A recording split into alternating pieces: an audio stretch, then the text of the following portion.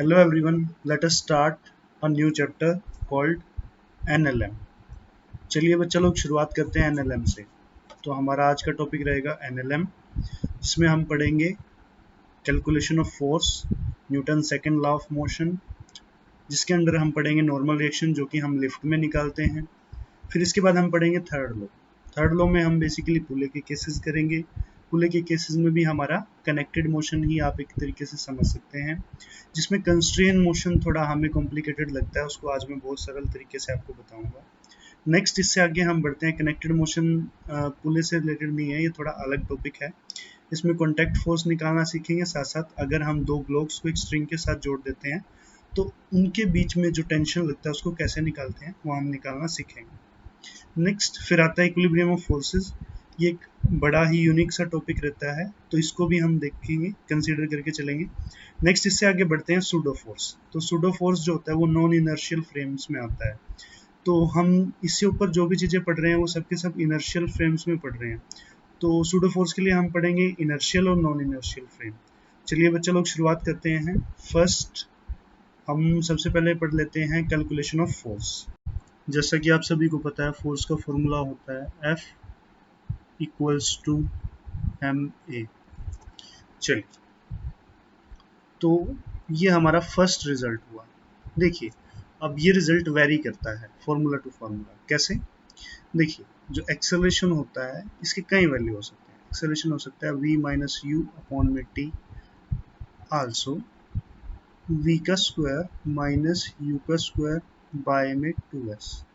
ये हमने equations of motion से डिराइव किया है। चलिए, तो इस अकॉर्डेंस पर हमारे जो फोर्स के फॉर्मूला है, अब मैं एक दूसरा नंबर दे देता हूँ इसको। तो F equals to ma equals to m v minus u upon t equals to m v का स्क्वायर माइनस u का स्क्वायर अपॉन में 2s।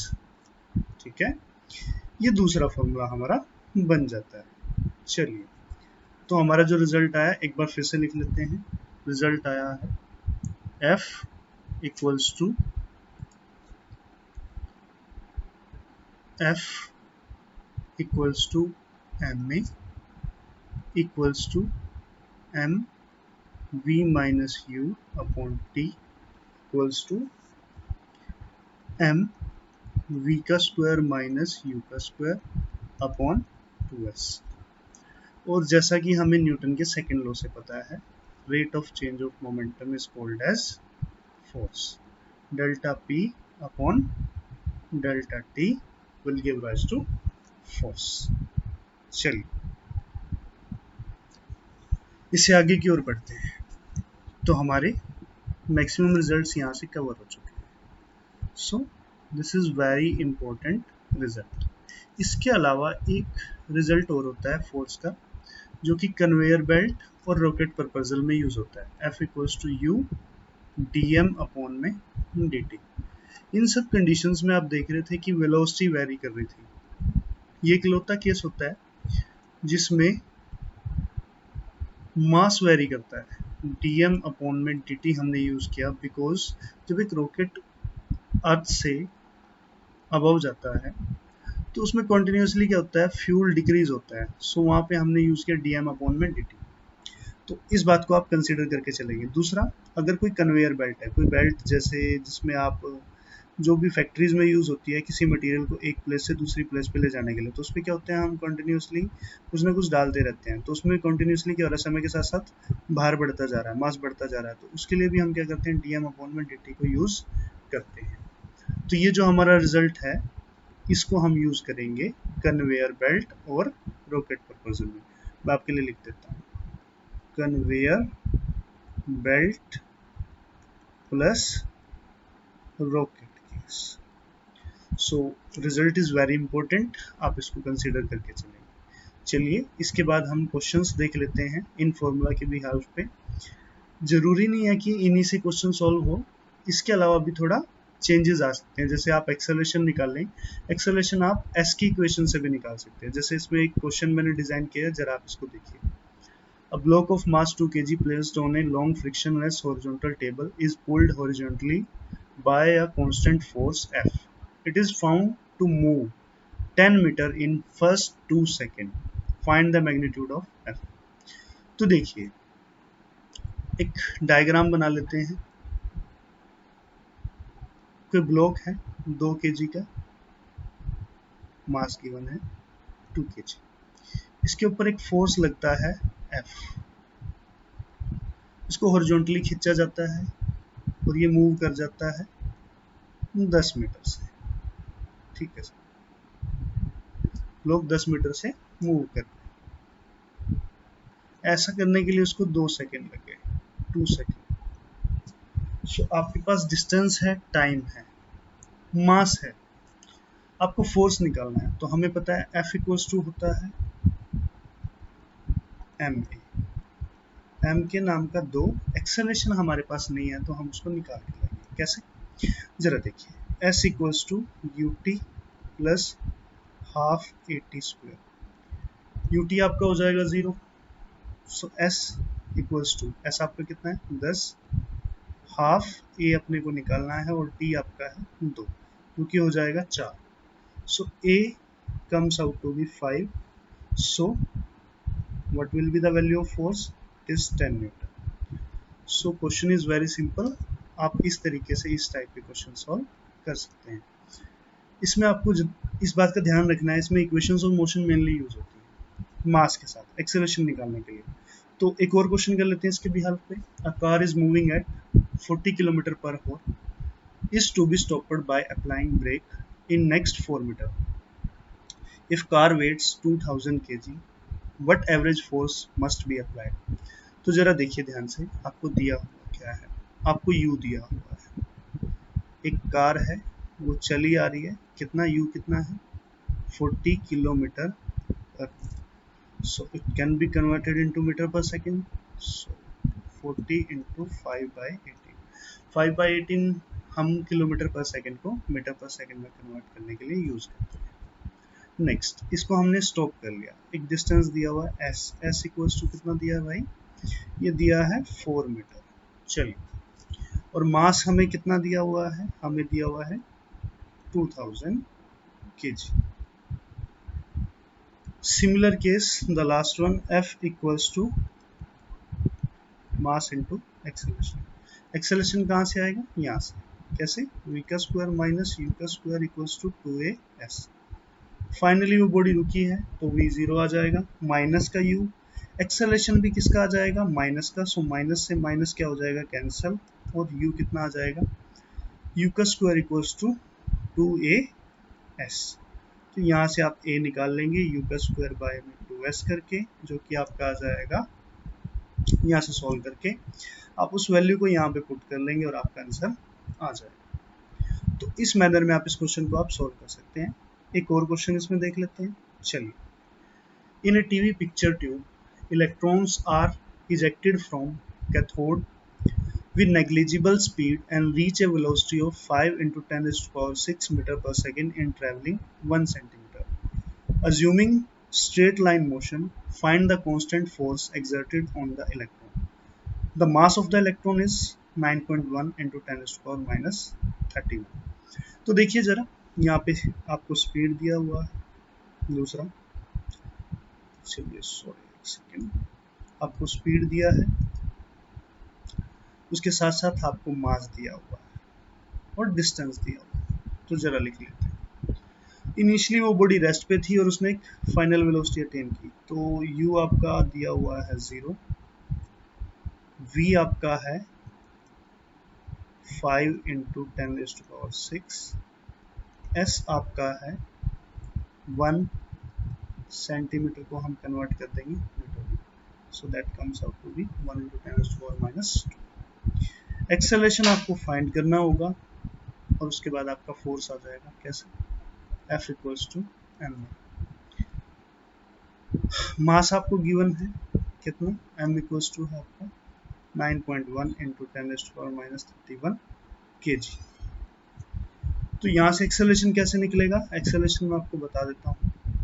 आप एक्सेलरेशन के लिए फिर से सेम फॉर्मूला यूज कर सकते हैं, v का स्क्वायर माइनस u का स्क्वायर इक्वल्स टू 2as। यहाँ से आप a निकालिएगा, यहाँ पुट कीजिएगा, आपका फोर्स का वैल्यू आ जाएगा। ये तीनों क्वेश्चन मैंने HCV की एक्सरसाइज से लिए हैं। तीनों क्वेश्चन HCV की एक्सरसाइज के क्वेश्चन नंबर 1, 2 और 3 हैं। ये बहुत इंपॉर्टेंट है, कैलकुलेशन ऑफ फोर्स टॉपिक को कवर करते हैं। तो आप इनके आंसर्स के लिए आप HCV का रेफरेंस ले सकते हैं, आपको अवेलेबल भी मिल जाएगा, इसलिए ये नेट पे भी मिल जाएगा और नॉर्मली इसको बच्चे यूज भी करते हैं। चलिए इससे आगे बढ़ते हैं नेक्स्ट टॉपिक की ओर, जो कि काफ़ी इंपॉर्टेंट टॉपिक है। ये टॉपिक हमारा बेस्ड है एलिवेटर के ऊपर या फिर लिफ्ट के ऊपर। तो बेसिकली लिफ्ट में क्या होता है, हमें नॉर्मल रिएक्शन निकालना होता है। तो बच्चा लोग उसके लिए मैं आपको थोड़ा सा बताना चाहूँगा।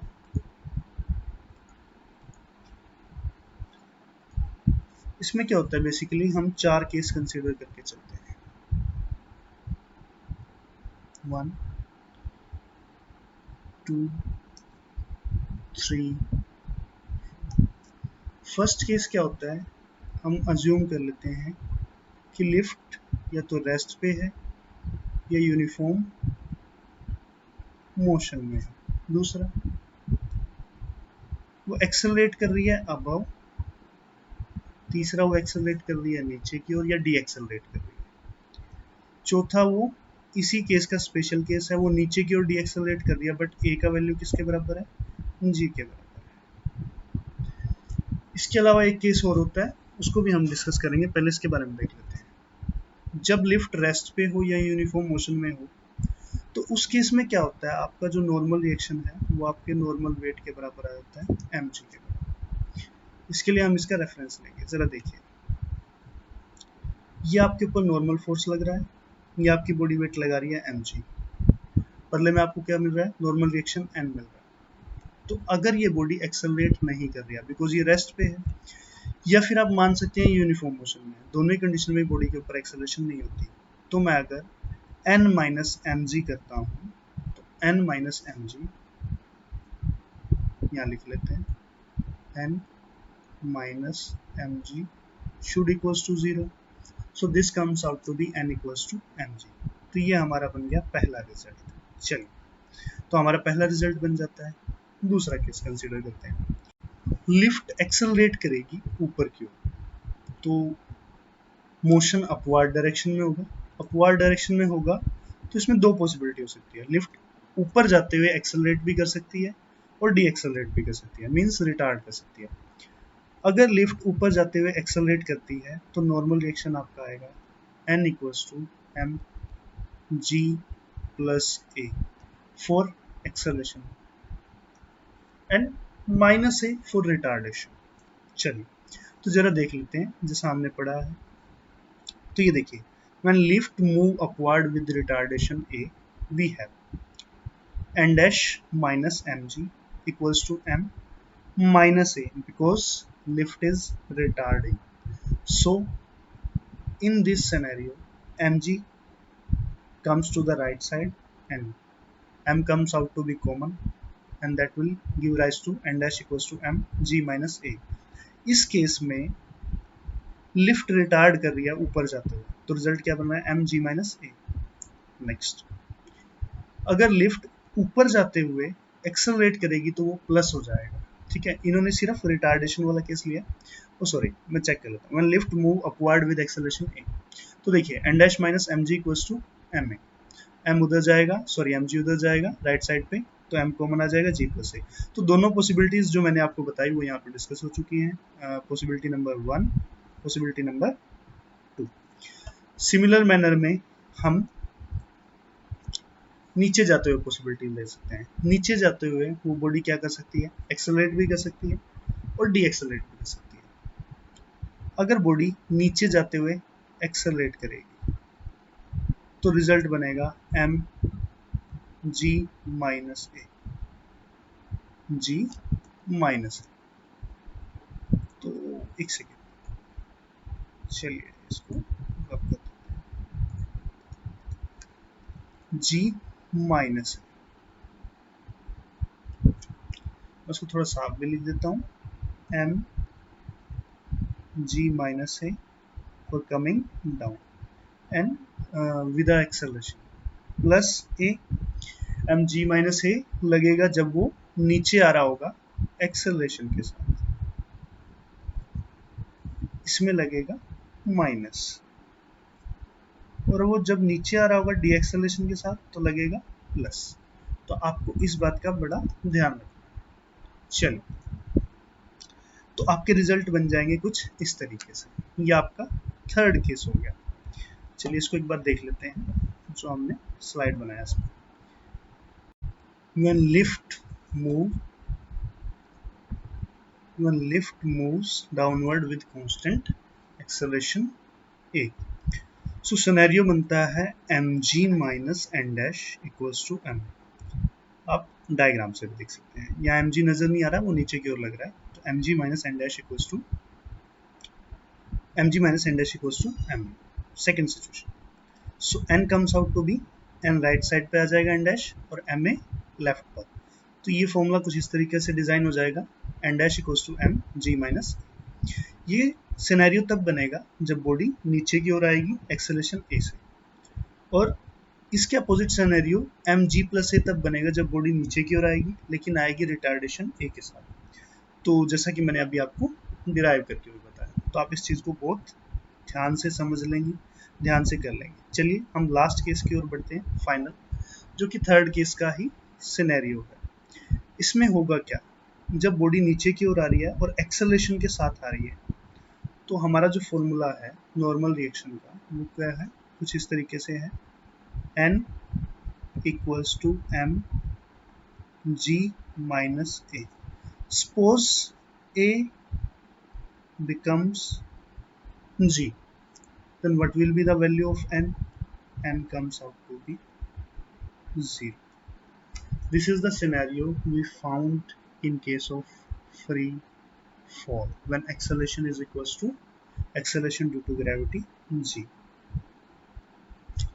इस कंडीशन में पर्सन वेटलेस महसूस करता है,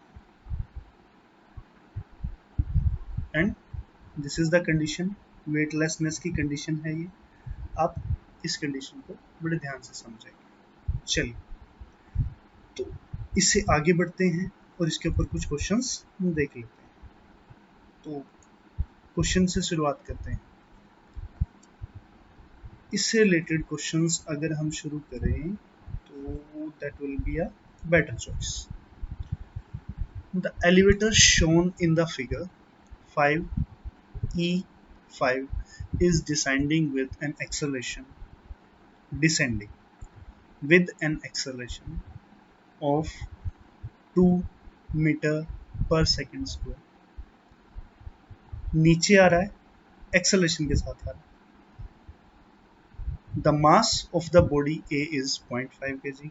What force is exerted by the block A on the block B? तो इसका एक फ्री बॉडी डायग्राम आप बना सकते हैं। फ्री बॉडी डायग्राम बनाएंगे तो A का वेट कितना लगेगा नीचे को, mg, नॉर्मल रिएक्शन ऊपर को लगेगी n, एक्सेलरेशन नीचे को हो रही है, इसका मतलब कौन बड़ा है, इसका मतलब यहाँ पे mg बड़ा है, minus n is equals to m a. मैंने प्लस का ये क्यों लिया, क्योंकि वो नीचे को आ रहा है और एक्सेलरेट हो रहा है, तो यहाँ से n कितना बन जाएगा, n is equals to m g minus A. So आप यहाँ से रिजल्ट बना सकते हैं। तो वैल्यूज पुट कर दीजिए, आंसर आ जाएगा 5 इंटू g माइनस 2, सो 5 इंटू 8 बाय में 10, यहाँ पे 10 लेना होगा डेसिमल के नाम का, so that comes out to be 4 Newton.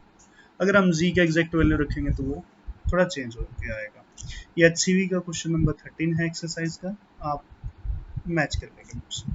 उन्होंने g को 9.8 लेके क्वेश्चन को सॉल्व किया हुआ। चलिए, तो एक और क्वेश्चन ले लेते हैं सिमिलर मैनर में, HCV से ही है, क्वेश्चन नंबर 14, एंड इसके बाद क्वेश्चन नंबर 15 भी HCV से है। एक पेंडुलम है, मैं डायग्राम बना देता हूँ। पेंडुलम जिसका मास आपको दिया हुआ है 50 ग्राम, सो कंसिडर करके चलिए इन केस 50 ग्राम। सो पॉसिबिलिटीज देखिए, find the tension in the string. Tension, यहाँ पे नॉर्मल फोर्स को बदल दिया गया है टेंशन से। टेंशन ऊपर लगेगा, mg नीचे लगेगा। कंडीशंस बनाई हमने। If elevator goes up with acceleration, elevator ऊपर जाएगा तो आप इक्वेशन बना सकते हैं t माइनस एम जी। तो मैं सीधा रिजल्ट लिख रहा हूँ यहाँ पे, t इक्वल्स टू कितना बन जाएगा केस ए के लिए। आप प्रॉपर मेथड से कर सकते हैं, t minus M G equals to m में रख के, ठीक है, जैसा हमने पहले किया है। तो यहाँ से रिजल्ट बनेगा t equals to M G plus a. So m का वैल्यू कितना है 50 ग्राम, तो 50 बाय में 1000, g की जगह हम 10 ले लेंगे, प्लस में a आपको दिया हुआ है 1 पॉइंट। सो आप सोल्व करेंगे तो आपका आंसर आएगा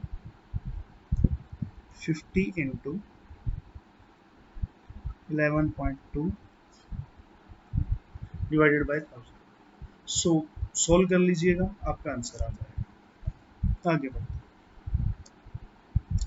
पार्ट बी की तरफ।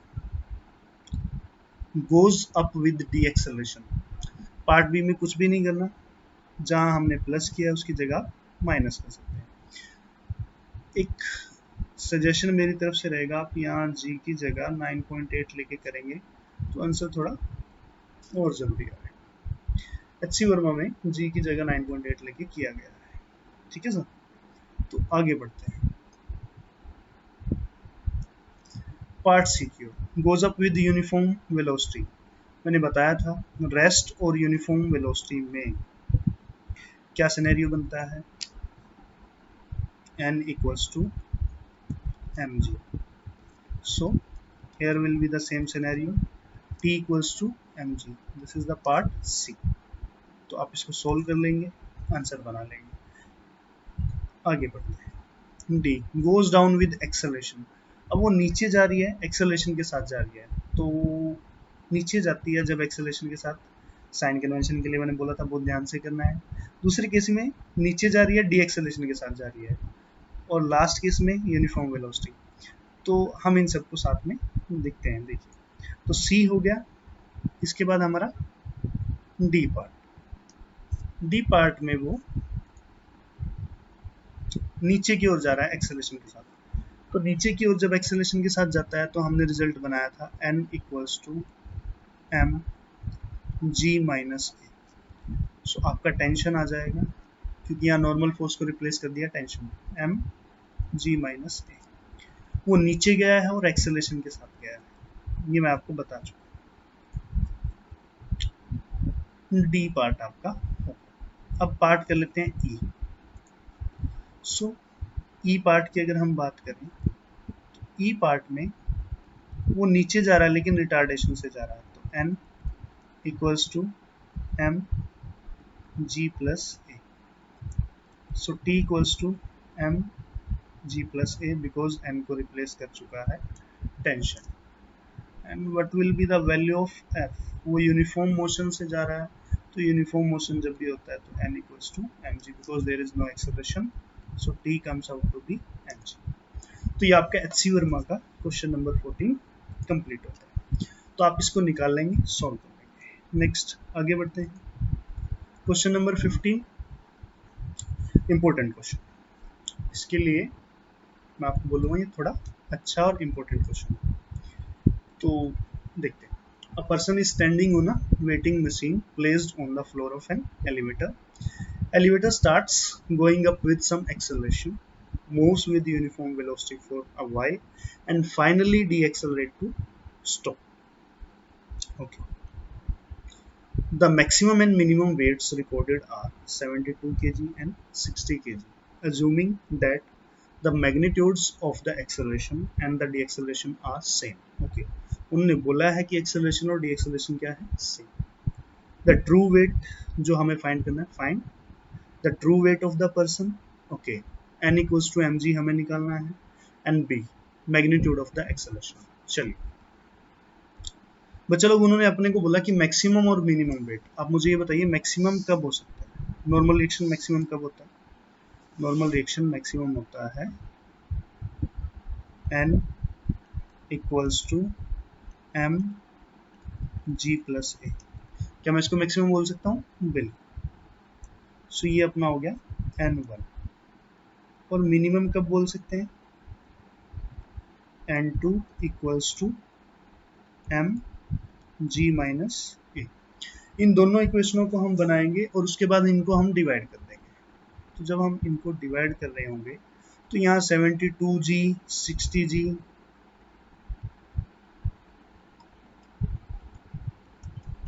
इक्वल्स टू m से m कट जाएगा, g प्लस है g माइनस है। g को 9.9 कंसीडर करके चले हैं, आप उसके अकॉर्डिंग उसको कंसीडर करके चल सकते हैं। मैं यहाँ पे एक बार के लिए उसको g ही कंसीडर करके चलता हूँ। यहाँ g से g कैंसिल हो जाएगा, तो g की जगह हम यहाँ पे कंसीडर करके चलते हैं 9.9 प्लस a 9.9 माइनस ए। ये 12 की टेबल पे कट जाएगा, 12 6 72 5 जा। तो आप इसको सॉल्व करेंगे तो यहाँ से आपको a मिल जाएगा। ये a आप निकाल लेंगे, देन उस a को आप यहाँ पे पुट कर लेंगे इक्वेशन नंबर 1 में। इसको अगर आप इक्वेशन 1 कंसीडर कर रहे हैं और इसको इक्वेशन 2 कर रहे हैं, किसी भी एक में a को पुट कर लेंगे। जरा देखिए, जैसे n1 equals to m g plus a है, so this is 72g equals to m g plus a जब आ जाएगा तो ये आप इससे सॉल्व कर लेंगे। यहाँ से आपका m आ जाएगा और m निकालने के बाद आप उसका नॉर्मल फोर्स जो उसका ट्रू वेट है वो निकल जाएगा mg। चलिए, इस तरीके से आपका ये क्वेश्चन सॉल्व हो जाएगा। तो मैंने इसके बारे में आपको रफ आइडिया दे दिया है, कंसेप्ट आपको समझा दिया है कि इस तरह के सवालों को आप दो इक्वेशन बनाएंगे, उनको डिवाइड करेंगे और वो सॉल्व हो जाएगा।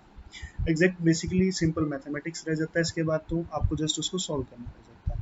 तो आगे बढ़ते हैं। यहाँ तक आपका कंसेप्ट कंप्लीट हो चुका है। चलिए, अब इससे रिलेटेड कुछ क्वेश्चंस और देखे जा सकते हैं। जैसे अगर हम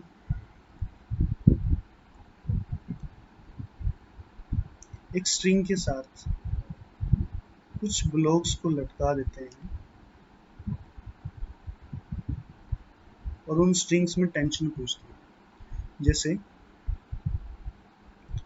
this is 0.2 and this is 0.3.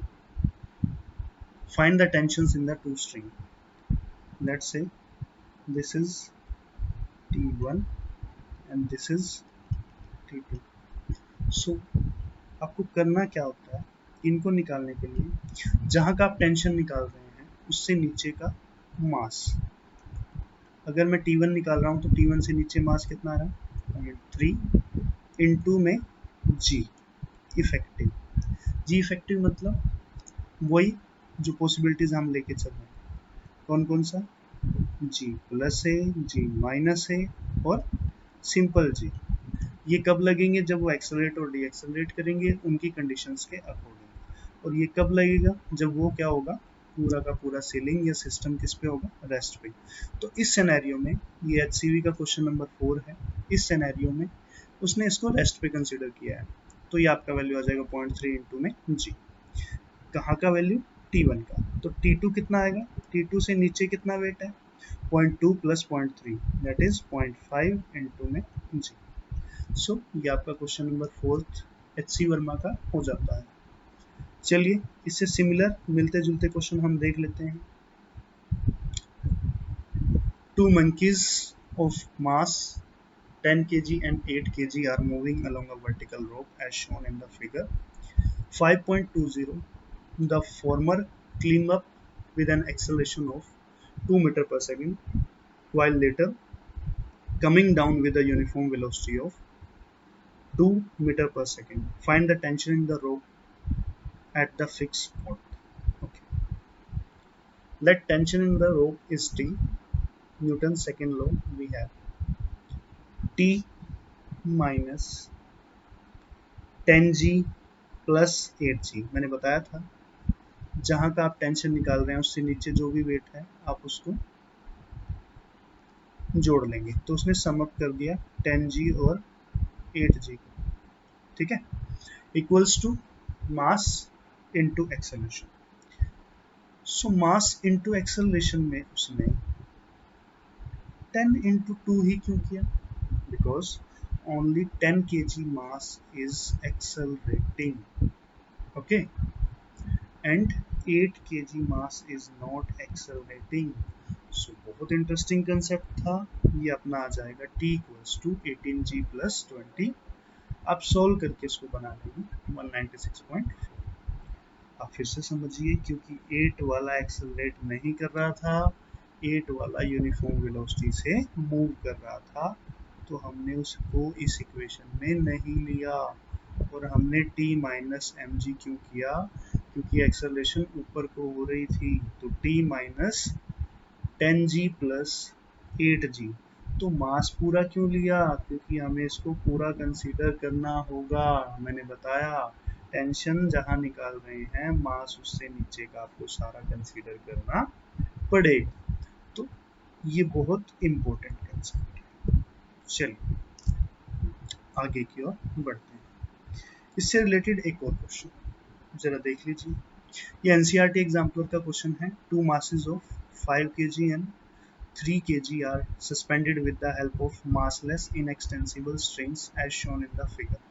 Calculate T1 and T2 when whole system मतलब इसको पूरे को कंसीडर किया है, is going up with acceleration, upward जा रहा है, एक्सेलरेशन के साथ जा रहा है।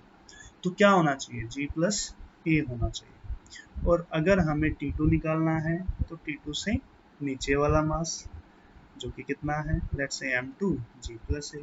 और अगर T1 निकालना है तो उससे नीचे वाला मास m1 प्लस m2 इंटू जी प्लस ए। जी प्लस ए क्यों किया? मैंने बताया जी इफेक्टिव मल्टीप्लाई करना है, यहाँ पे जी इफेक्टिव कितना हो चुका है, जी प्लस ए। तो आप इस क्वेश्चन को भी सॉल्व कर सकते हैं। चलिए ये आपका टॉपिक नंबर 2 खत्म हो जाता है। सो इससे आगे अब नेक्स्ट टॉपिक आता है एटवुड मशीन। चलिए शुरू करते हैं नेक्स्ट टॉपिक, एटवुड मशीन, और other name of this is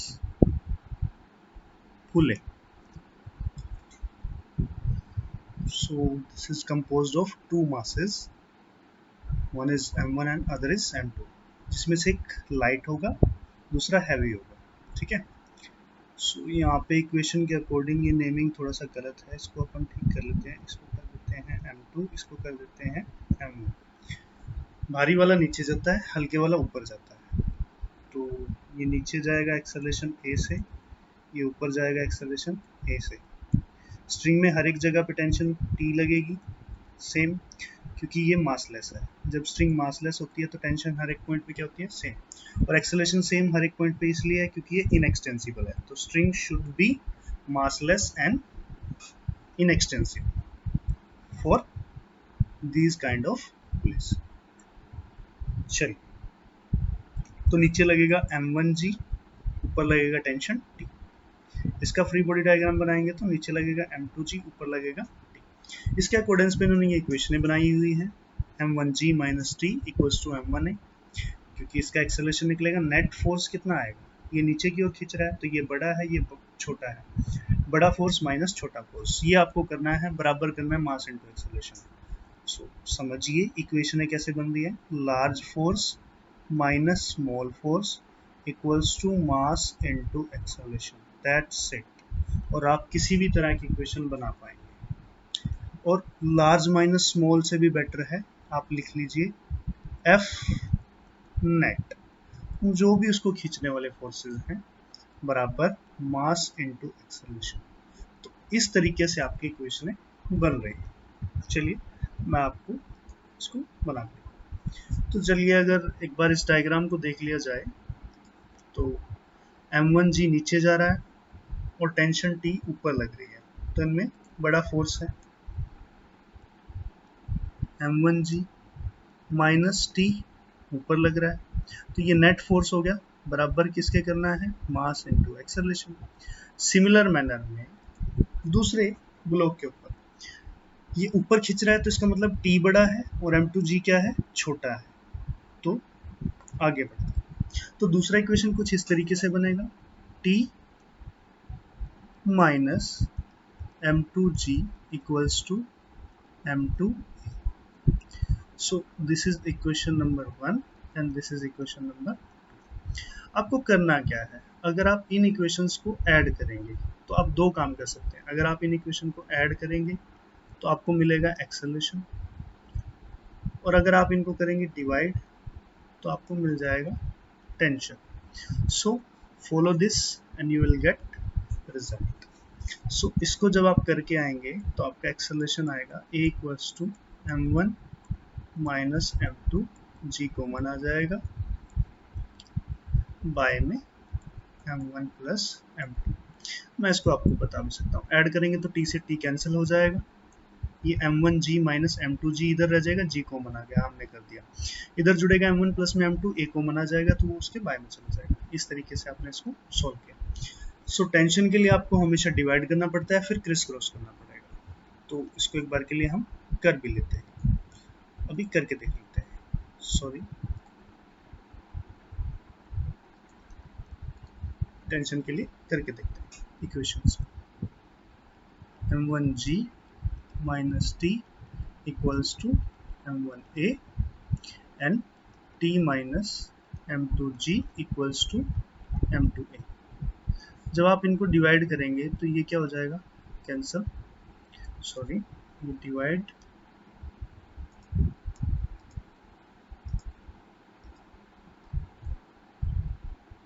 का निशान होना चाहिए था इनके बीच में। तो डिवाइड करेंगे, ये कैंसिल हो जाएगा, क्रिस क्रॉस होगा तो ये बन जाएगा m1 m2g माइनस m2t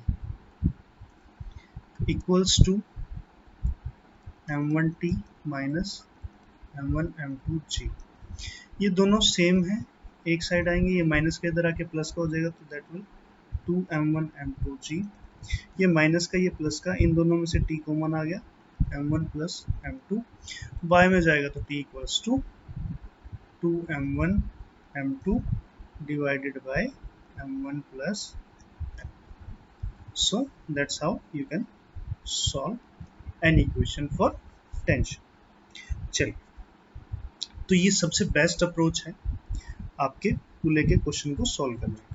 तो मैं एक बार से फिर आपके लिए रिपीट कर देता हूँ, इसको समझिएगा। तो मैंने आपको क्या बताया, make two equation, remember the rule, make two equation. How to make equation, F net is equals to mass into acceleration. Then if you add these equation you will get acceleration, and if you divide these equation you will get tension. Follow this strategy,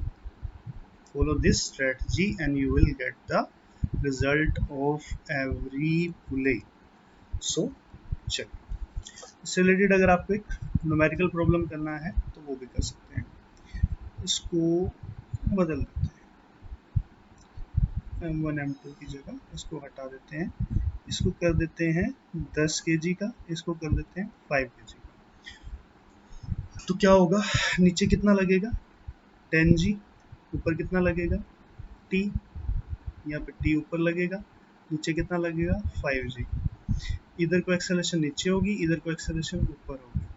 तो equation बनाइएगा, question solve होगा।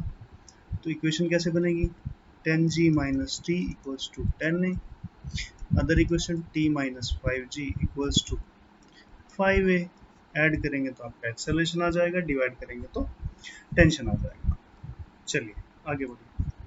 Similar manner में ये question आपके सामने है, एक method आपके सामने इसको सॉल्व करने के लिए दिया हुआ है, जिसमें क्या किया हुआ है, आपसे पूछा गया है यहाँ पे 1g और 2g के बीच का टेंशन। तो बड़ा इंपॉर्टेंट क्वेश्चन है। आप इसको इस अप्रोच से भी कर सकते हैं, दूसरा एक अप्रोच जो मैं आपको बताना चाहता हूँ आप उससे भी कर सकते हैं। तो वो आप इस तरह के क्वेश्चंस में कर सकते हैं जहाँ पे डाटा गिवन हो और टेंशन निकालना हो। अगर डाटा ना गिवन हो, और जैसे कि हमें इस क्वेश्चन में था, हमें डाटा नहीं गिवन था, हमें मासेस का नाम लिख के दिया होता है M1 और M2। तो ऐसे में आपको इस मेथड से जाना है जो मैंने आपको बताया, make two equation and divide them, you will get the tension. But if data is given like this, what you have to do, just find the acceleration. How? Take combine block, आप इसको एक combined block consider कर लो।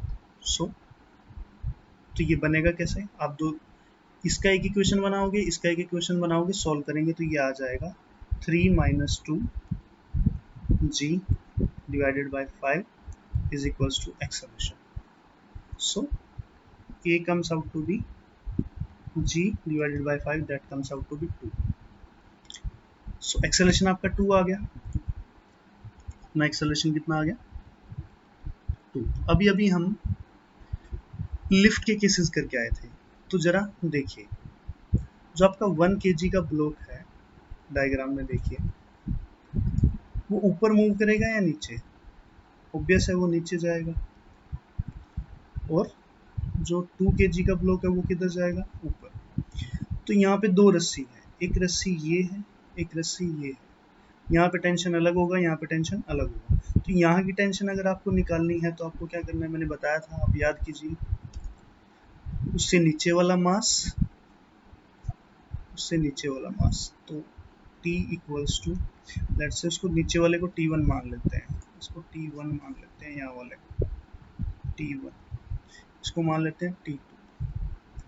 तो नीचे वाला मास कितना है 1, into में इफेक्टिव एक्सेलरेशन, इफेक्टिव एक्सेलरेशन कितना है भाई, सॉरी जी इफेक्टिव, तो जी नीचे को जा रहा है, एक्सेलरेट कर रहा है, डी एक्सेलरेट कर रहा है, तो जी माइनस, इस तरीके से आप टेंशन निकालिएगा, आंसर सेम आएगा, मैच कर लीजिएगा जो ऊपर आया हुआ। दूसरा T2 निकालने के लिए क्या कीजिए, T2 निकालने के लिए भी same method, same approach, T2 equals to, T2 से नीचे कितना आ रहा है 3 kg, 3 g माइनस ए, आपका आंसर आएगा same. So follow this approach, this is shorter approach, but use only when data is given numerical, data is given in the numerical form, जब आपको masses की वैल्यूज दी हुई हो। अगर मासेस की value नहीं दी हुई तो मैं आपको फिर से बोल रहा हूँ, आपको इस मेथड से जाना है, make two equation and divide them, you will get the tension. ये इक्वेशंस की फॉर्म में आएगा, लाइक जो अभी ऊपर रिजल्ट आया था, अभी हमने देखा था, जैसे ये आया हुआ है 2m1 m2 g बाय में m1 प्लस में m2, इस तरह के रिजल्ट बनाने के लिए आपको इस मेथड से जाना है, ठीक है। चलिए, तो एक फर्दर इसमें क्वेश्चन आता है, एक एक्सेलरेशन, दूसरा टेंशन, तीसरा इसमें एक क्वेश्चन आता है जो कि है force on Pule.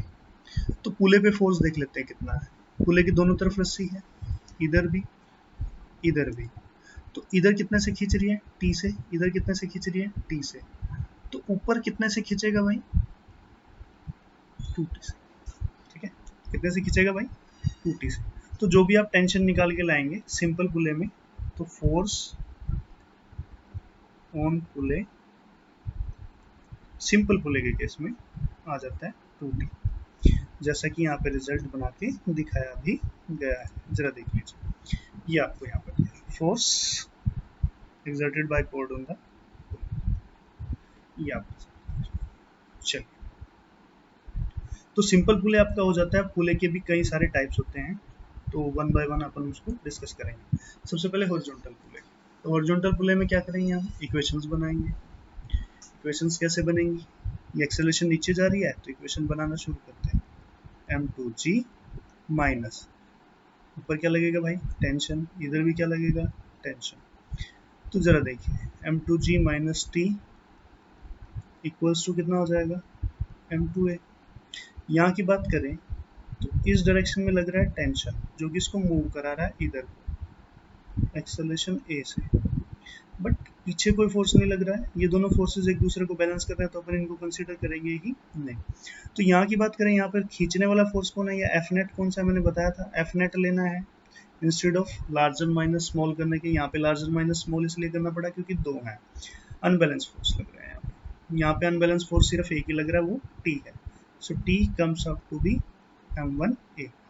Upon add करेंगे तो क्या मिलेगा, एक्सेलरेशन, डिवाइड करेंगे तो क्या मिलेगा, टेंशन।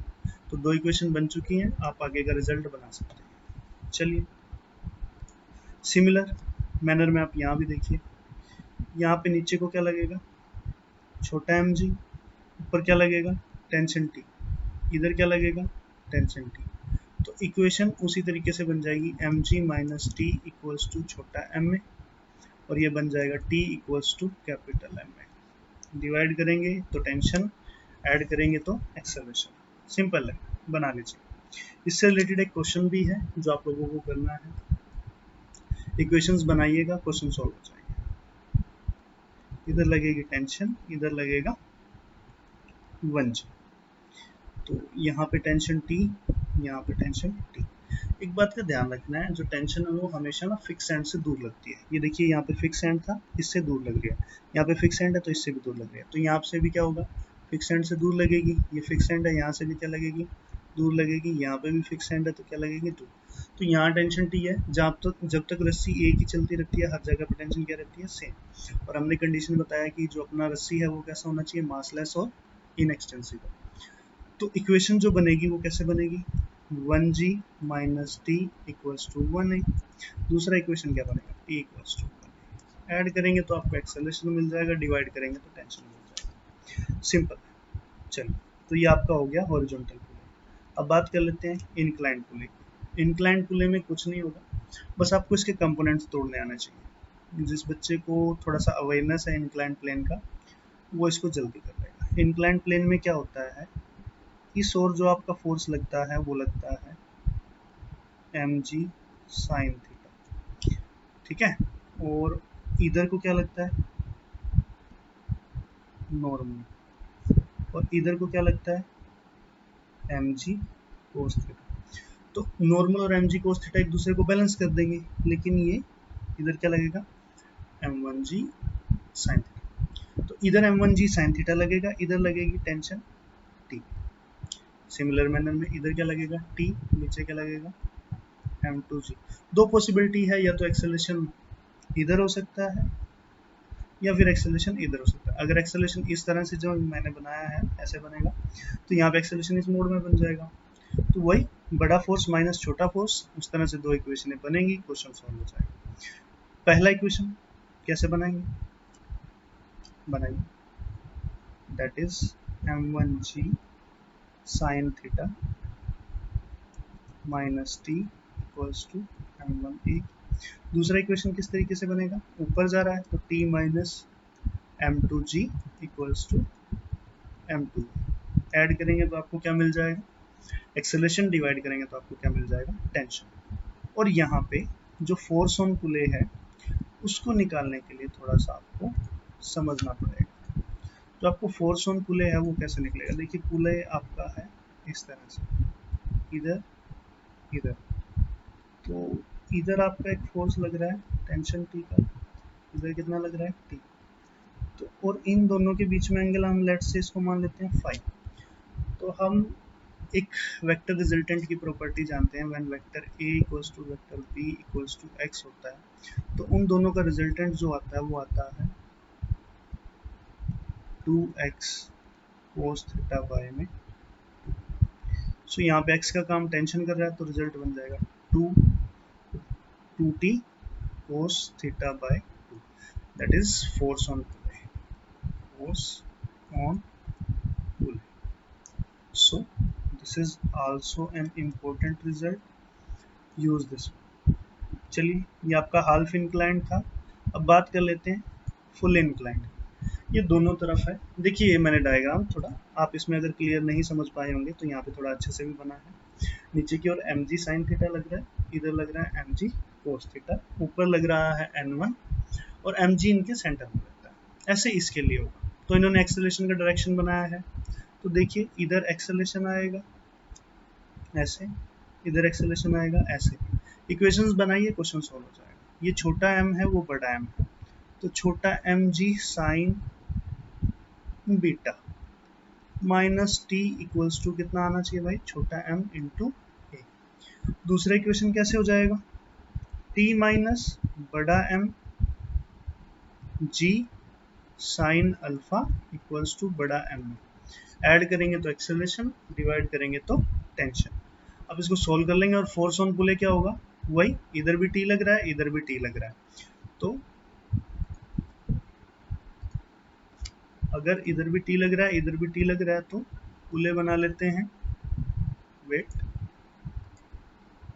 तो पुले बना लेते हैं। पुले बन गया, इधर भी टी लग रहा था, इधर भी टी लग रहा था, बीच में ये एंगल कितना हो गया, फाई।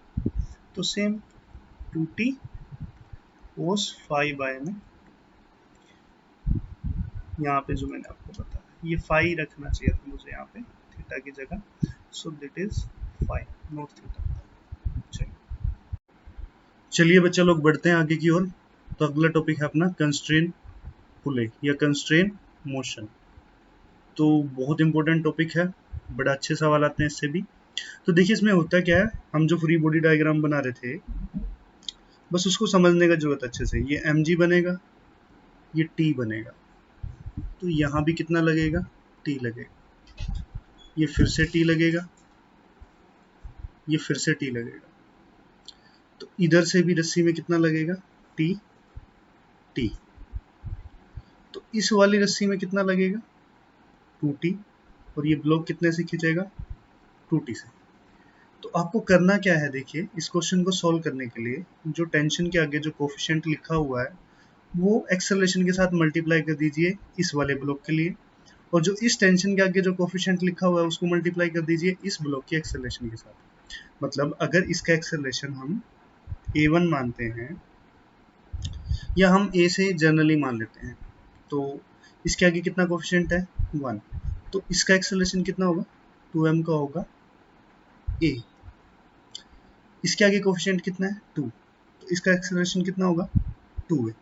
तो बस इसको लगाना आप सीख जाइए और आपके सारे क्वेश्चन बन जाएंगे। तो जरा फिर से देखिए हमने क्या किया, हमने किया जो टेंशन के आगे कोफिशिएंट आया वो हमने दे दिया इसके एक्सेलरेशन को, जो इस टेंशन में कोफिशिएंट आया वो हमने दे दिया इसको। अगर यहाँ पे तीन वायर लगी होती या 3 रस्सी लगी होती तो हम यहाँ पे 3a लेते।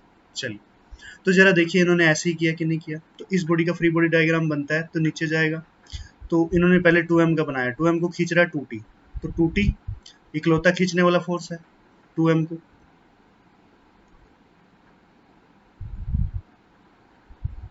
2m को खींचने वाला 2t इकलौता फोर्स है। तो 2t इक्वल्स टू 2m, मतलब मास इनटू में एक्सेलरेशन की जगह उन्होंने कितना लिया, a, जो कि इसका कोफिशिएंट है। नेक्स्ट इस ब्लॉक की बात कर लेते हैं, mg माइनस टी, बिकॉज नीचे आ रहा है एक्सेलरेशन इधर को हो रही है, तो mg minus t equals to mass into acceleration की जगह कितना आ गया, 2a, जो कि 2a, 2 यहाँ पे किसका कोफिशिएंट है, उधर वाली टेंशन का। चलिए तो अब क्या करना है, वही ऐड करने पे आपको क्या मिलेगा, एक्सेलरेशन, डिवाइड करने पे क्या मिलेगा, टेंशन। बट यहाँ पे ऐड करने से पहले एक बात का ध्यान रखना है, यहाँ पे टेंशन कितना है, 2t, यहाँ पे टेंशन कितना है, t। तो अपने को इस इक्वेशन को मल्टीप्लाई करना पड़ेगा 2 से। पहले आपको टेंशंस को सेम करना होगा। तो मैंने यहाँ पे आपको 2 बातें बताई, आप फिर से समझ लीजिए, इसको ज़्यादा ध्यान से देखिए। मैंने बोला कि जो सिंगल वायर या सिंगल रस्सी वाला ब्लॉक है उसकी जो टेंशन होगा, उसका जो कोफिशिएंट होगा वो आपको डबल रस्सी वाले को दे देना है 2। इसका मतलब यहाँ पे आ गया 2a और यहाँ पे कितना आ गया, पहला काम। दूसरा काम, आपको इक्वेशन बनाने के बाद जिसमें सिंगल t आ रहा है उस इक्वेशन को 2 से मल्टीप्लाई करना पड़ेगा, या 3 से, जितना आपका कंस्ट्रेंट बनेगा। तो सॉल्व करने पे आपको आंसर मिल जाएगा। तो आप इसको फर्दर सॉल्व कर सकते हैं।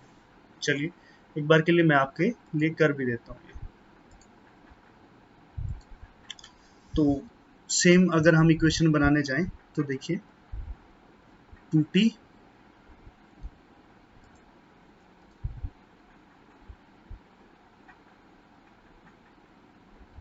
2t equals to 2m into में सिंगल a, बिकॉज इसका टेंशन का कोफिशिएंट 2 है तो वो दूसरे के पास जाएगा।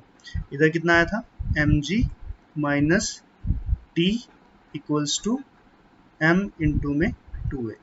एक बार मैं आपको दिखा भी देता हूँ। देखिए, इस वाले ब्लॉक का इक्वेशन मैंने नीचे लिखा है, इस वाले ब्लॉक का इक्वेशन मैंने ऊपर लिखा। ठीक है, सबसे पहले हम इसको कितने से मल्टीप्लाई करेंगे? 2 से। तो इक्वेशंस को इधर लिख लेते हैं, 2t equals to 2m into में a। मेरे को करने में टाइम लग रहा है, लेकिन आप लोगों को नहीं लगेगा जब आपको ये कंसेप्ट आ जाएगा। ये बहुत जल्दी, बहुत इफेक्टिवली हो जाएगा। 2 इंटू में 2 किया तो कितना हो जाएगा? 4ma। वही ऐड करेंगे तो ये क्या हो जाएगा? कैंसल। ये कितना हो जाएगा आपका? 2mg equals to 6ma। So m से कट जाएगा m, acceleration will comes out to be g/3। नीचे वाले ब्लॉक का एक्सेलरेशन कितना आ गया आपका? सॉरी, ऊपर वाले का g/3, तो इसका कितना आ जाएगा? 2g/3। तो उन्होंने जिसका भी पूछा है हमने उसका बता दिया। चलिए नेक्स्ट क्वेश्चन शुरू कर लेते हैं, सेम कंस्ट्रेंट के ऊपर। एक और पर्टिकुलर डायग्राम है। सबसे पहले वैसे ही हमें करना है, सबसे पहले हमें टेंशन्स बनानी होंगी। तो यहाँ पे टेंशन बनेगा T, तो यहाँ पे भी कितना बनेगा? T। यहाँ पे कितना बनेगा? T, फिर से T। तो हमें पता ही है कि फिक्स एंड से टेंशन हमेशा दूर को लगता है। यहाँ पे बन जाएगा T। तो यहाँ पे कितना बनेगा? 2T। यहाँ पे कितना बनेगा? 2T। सो बात कर लेते हैं। तो मैंने बोला था जो इसके आगे कोफिशिएंट है, इसके आगे कितना लिखा हुआ? 1। तो इसकी एक्सेलरेशन कितनी हो जाएगी? इस वाले ब्लॉक की एक्सेलरेशन हो जाएगी a। और इसके आगे कितना लिखा हुआ है? 2, तो इसकी एक्सेलरेशन हो जाएगी 2a। तो डायरेक्शन बना लेते हैं, डायरेक्शन नीचे को। तो नीचे कितना लगेगा? 2mg। यहाँ पे कितना बने, किधर बनेगा डायरेक्शन? अगर ये नीचे जाएगा तो ये किधर जाएगा? आगे जाएगा। तो इक्वेशंस बना लीजिए। इक्वेशन बनेगी t equals to m into 2a, equation 1। Okay, मैं नीचे भी लिख देता हूँ एक बार, t equals to m into 2a, equation 1। So दूसरा इक्वेशन बना लेते हैं, 2mg minus 2t equals to 2m into a, equation number 2। अब देखिए यहाँ पे कितना है? t है, तो इस इक्वेशन को कितने से मल्टीप्लाई करना पड़ेगा? 2 से। उसके बाद ऐड करेंगे तो अपने को क्या मिल जाएगा? एक्सेलरेशन। तो आप मैकेनिज्म समझ चुके हैं। तो देखिए कितना होगा? तो ये कितना हो जाएगा? 2t equals to m into 2a, sorry, it will be 4ma and 2mg minus 2t equals to 2ma. 2t will cancel out 2t, 2mg equals to 6ma। Similar manner में a equals to g/3 आ जाएगा। यहाँ का acceleration आ जाएगा g/3 और यहाँ का acceleration आएगा 2g/3, 2g/3। सो चलिए आगे की ओर बढ़ते हैं। सो कंस्ट्रेंट के ये आपके 2 क्वेश्चन हो गए कंटिन्यूस मैनर में। इससे आगे बढ़ते हैं। एक और फेमस क्वेश्चन है, बड़ा अच्छा है, ये HCV का क्वेश्चन है। तो आप इस क्वेश्चन को सोल्व करिए। इस क्वेश्चन को सोल्व करते हैं तो ये इधर लग रहा है F। तो मैंने जैसे बताया था कि हम टेंशन बनाएंगे। यहाँ पे टेंशन कितना लगेगा? T। यहाँ पे T, यहाँ पे T, और इस ब्लॉक से दूर को लगेगा T। तो इस ब्लॉक को कौन खींच रहा है? T खींच रहा है। तो इक्वेशन कैसे बननी चाहिए? तो हमें यहाँ से पता लगता है, तो F इक्वल्स टू कितना आएगा? क्योंकि पुले तो मूव कर नहीं रहे, तो ऐसे में पुले तो मूव नहीं कर रहा, तो क्या होगा? 2t equals to F, equation 1 यहाँ से बना। ये देखिए साइड में दिया हुआ। दूसरा बनेगा t equals to m. So what will be the value of T from here? It will be F by 2 equals to ma. इसको अगर हम यहाँ पे पुट करते हैं, so what will be the value of a equals to F by 1. So answer will be C. चलिए, ये भी एक अच्छा सवाल है, बड़ा अच्छा और इम्पोर्टेंट सवाल है। आगे बढ़ते हैं। चलिए बच्चों, नेक्स्ट टॉपिक है स्प्रिंग बैलेंस। तो आगे की ओर बढ़ते हुए हम स्प्रिंग बैलेंस को शुरू करेंगे अब। तो देखिए स्प्रिंग बैलेंस में क्या होगा। 20G नीचे लग रहा है, टेंशन T ऊपर, इसी तरीके से 10G नीचे और T ऊपर। सो एक्सेलरेशन किधर को होगा? नीचे। होता क्या है स्प्रिंग बैलेंस में, आपको टेंशन निकालना होता है। जो टेंशन आता है वही आपका स्प्रिंग बैलेंस का रीडिंग होता है। तो इन्होंने वही किया है। ऐसा आप पहले भी कर चुके हैं, हमने इसको पूरे को पहले भी सोल्व किया है। तो दो इक्वेशनें बनेंगी, ऐड करेंगे तो आपका क्या हो जाएगा? एक्सेलरेशन आ जाएगा। डिवाइड करेंगे तो क्या आ जाएगा? आपका टेंशन आ जाएगा। या आप सिंपली, मैंने जैसा आपको बताया था, जो ब्लॉक ऊपर जा रहा है उसके लिए आप लगा सकते हैं, जो ब्लॉक ऊपर जा रहा है उसके लिए लगा सकते हैं एम जी प्लस ए, और जो नीचे जाएगा उसके लिए एम जी माइनस ए। सो जो भी पॉसिबल हो वो आप लगा सकते हैं। मैं इसको साफ लिख देता हूँ, जी प्लस ए। आगे बढ़ते हैं। नेक्स्ट हमारा टॉपिक रहेगा कॉन्टैक्ट फोर्स। सो कॉन्टैक्ट फोर्स की बात कर लेते हैं। कॉन्टैक्ट फोर्स क्या होता है? देखिए, एक ब्लॉक के साथ दूसरा ब्लॉक कॉन्टैक्ट में और फिर तीसरा ब्लॉक कॉन्टैक्ट में। तो M1 और M2 के बीच में कॉन्टैक्ट आ रहा है, तो हम इसको बोलेंगे यहाँ पे कॉन्टैक्ट पॉइंट। इसको अपन दिखा देते हैं N1 और इसको अपन दिखा देते हैं N2। सो N1 और N2 की अगर हम बात करें तो हमें इसकी वैल्यू निकालनी होती है। सो इसको निकालने का एक तो मैकेनिज्म है कि आप इसका फ्री बॉडी डायग्राम बनाएं और पूरा इक्वेशन सॉल्व करें। दूसरा मैं आपको एक ट्रिक देता हूँ जो आपको थोड़ा सा इजी पड़ेगा। तो देखिए उसमें करना क्या होता है। तो जैसे कि N1 है, अगर फोर्स इस डायरेक्शन में लग रहा है, जैसे अगर हम डायग्राम बनाएं तो ये हमारा M1 है, ये M2 और ये हमारा है M3। फोर्स इस डायरेक्शन में लग रहा है F। तो एक बात देखिए, अगर N1 लगेगा या N2 लगेगा वो इस डायरेक्शन में लगेगा, तो बदले में इधर इसको भी कितना मिलेगा? N1। आप इसकी इक्वेशन बना सकते हो। जैसे आप इसको फ्री बॉडी डायग्राम बनाएंगे तो M1 इधर लगेगा, N1 इधर लगेगा F। तो ऐसे आप इसका भी इक्वेशन बनाएंगे, यहाँ पे N2 लग जाएगा, इसी तरीके से बदले में भी N2 लग जाएगा। तो इक्वेशन बना के आपका क्वेश्चन सॉल्व हो सकता है। प्रॉपर इक्वेशंस बनाइए, सॉल्व हो जाएगा। दूसरा मेथड ये है, देखिए N1 कहाँ पे लगना शुरू हुआ? फोर्स की डायरेक्शन में। N1 लगना शुरू हुआ M2 और M3 पे। तो आपको करना क्या है, इन मासेस को लेना है, इनटू में एक्सेलरेशन कर देना है, आपका वैल्यू आ जाएगा N1 का। So N1 equals to M1 plus M2 into A. How you will get the value of A? A is always equals to force applied, जो हमारा फोर्स लग रहा होगा, बाय में टोटल मास। टोटल मास मतलब M1 plus M2 plus M3। So what will be the value of N1? N1 equals to M1 plus M2 into F divided by M1 plus M2 plus M3. So you will get the concept. Wait a minute, मैं फिर से बता देता हूँ trick क्या है। Trick is a head mass multiply with acceleration. How you will find the acceleration? Acceleration equals to force applied divided by total mass. So in case of N2, हम उस डायग्राम को देखते हैं। N2 से आगे कौन सा मास है जहाँ से N2 लगने लगा है? फोर्स की डायरेक्शन। N2 से आगे M3 है। So N2 is equals to M3 into acceleration. Then what will be the value of N2? N2 is equals to M3 into F by total mass is M1 plus M2 plus M3। चलिए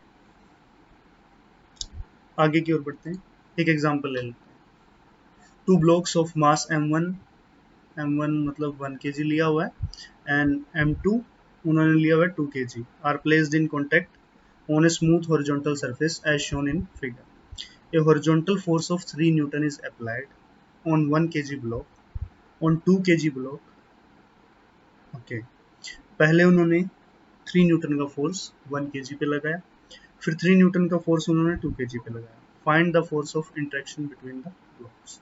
तो आपको contact force निकालना है, तो contact force वही same यहाँ पे निकालना है। तो इससे आगे कितना मास है, 2 इंटू एफ बाय में टोटल मास, यही करना होगा। सो 2 इंटू एफ कितना लगा भाई, 3, टोटल मास कितना है 3, कैंसिल आउट होगा। तो यहाँ पे कॉन्टैक्ट फोर्स कितना आएगा, 2 न्यूटन।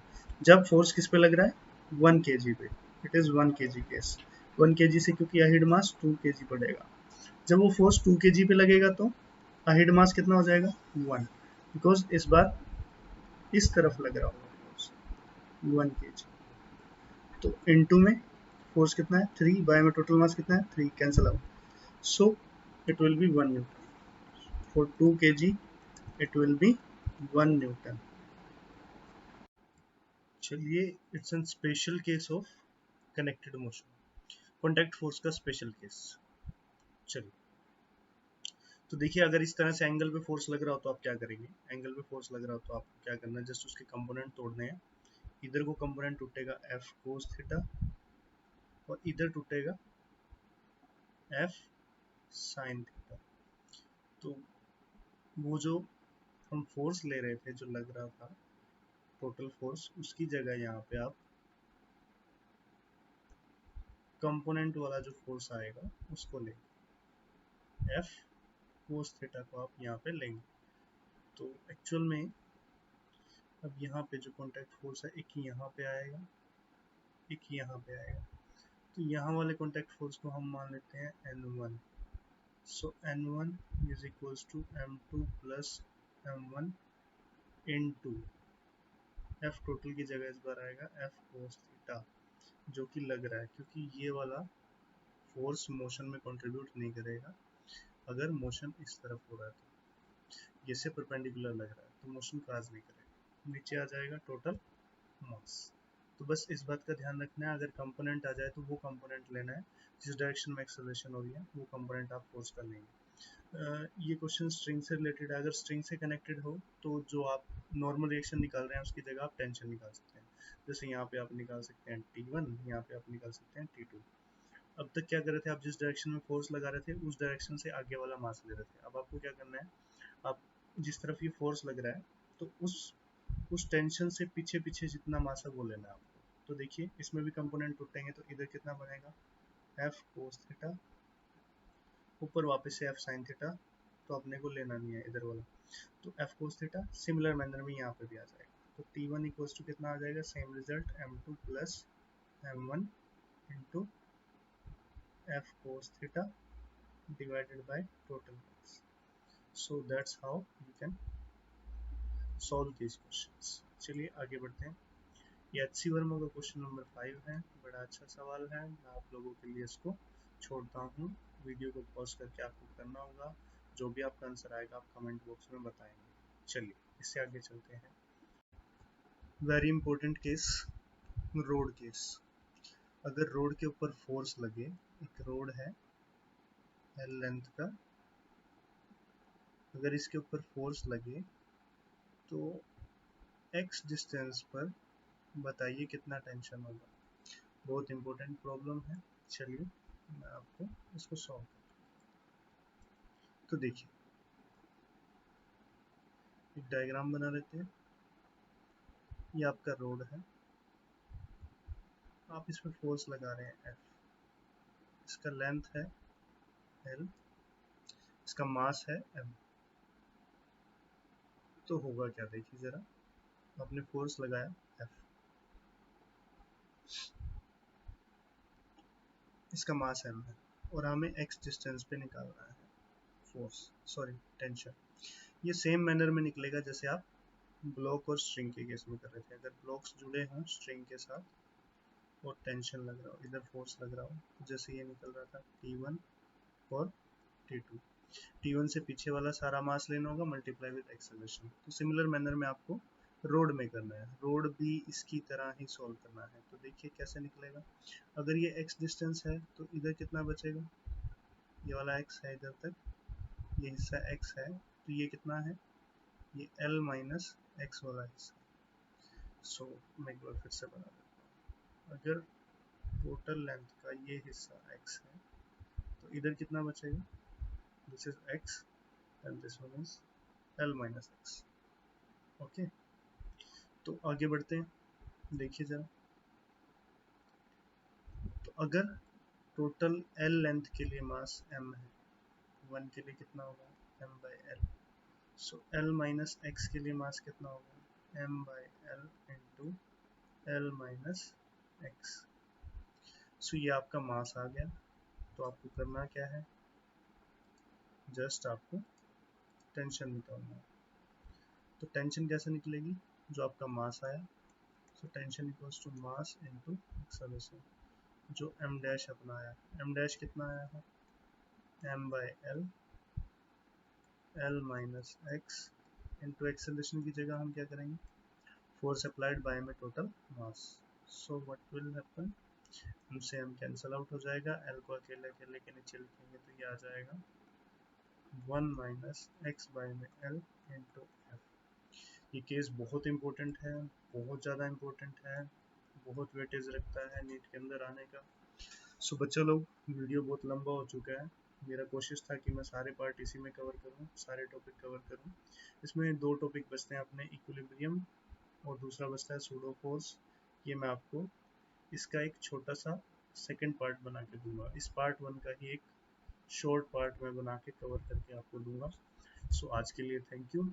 सो थैंक यू बच्चों, आगे बढ़ते हैं।